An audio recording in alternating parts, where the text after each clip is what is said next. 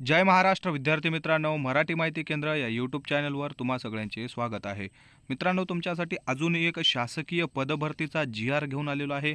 बघा, खूप आनंदाची बातमी आहे. वैद्यकीय शिक्षण व औषधी द्रव्य विभाग DMER महाराष्ट्र शासन यांच्याद्वारे पदभरतीसाठी 25 जुलै 2024 रोजी एक जी-आर प्रसिद्ध झालेला आहे.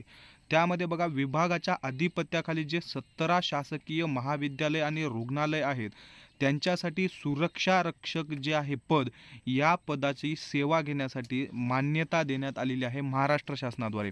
आणि त्यासाठीच आता ही पदभरती जी आहे ती होणार आहे. चला डिटेल्समध्ये माहिती बघू. याच्यामध्ये प्रस्तावना बघा, वैद्यकीय शिक्षण व औषधी द्रव्य विभागाच्या अधिपत्याखाली 17 शासकीय महाविद्यालय आणि त्याला संलग्नीय महारुग्णालय जे आहेत याच्यामध्ये जे विद्यार्थी प्रवेशित विद्यार्थी, त्यांच्यानंतर अध्यापक वर्ग, परिचारिका वर्ग, अधिकारी व कर्मचारी, तसेच रुग्ण व रुग्णालय व त्यांचे नातेवाईक यांच्यासाठी, त्याचबरोबर जे हॉस्पिटलमधले यंत्रसामुग्री आहेत, त्याच्यानंतर फर्निचर आहेत आणि इतर महत्त्वाच्या जे इम्पोर्टेड गोष्टी आहेत या सगळ्यांच्या सुरक्षेसाठी सुरक्षा रक्षक या पदांसाठी निवडणूक होणार आहे.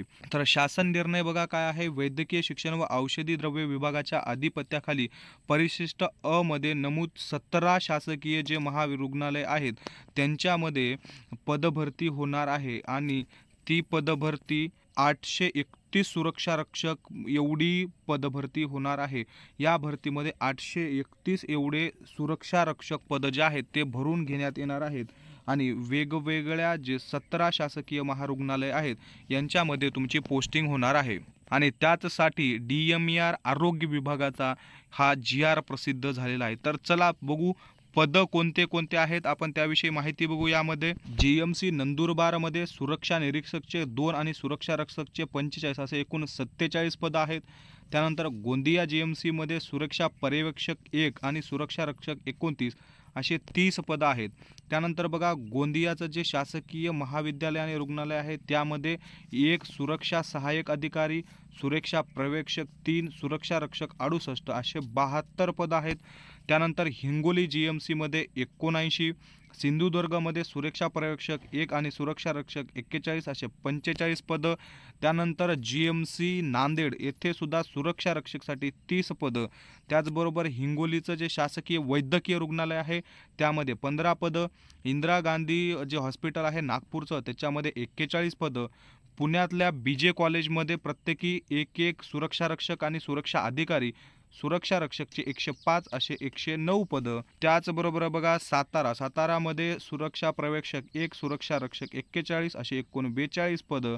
त्याचबरोबर सिंधुदुर्ग, नागपूर असे प्रत्येक जे GMC आहेत 17 त्यांच्यामध्ये तुमचे पदं दिलेले आहेत. बघा, अकोलामध्ये सुद्धा 40 पदं आहेत.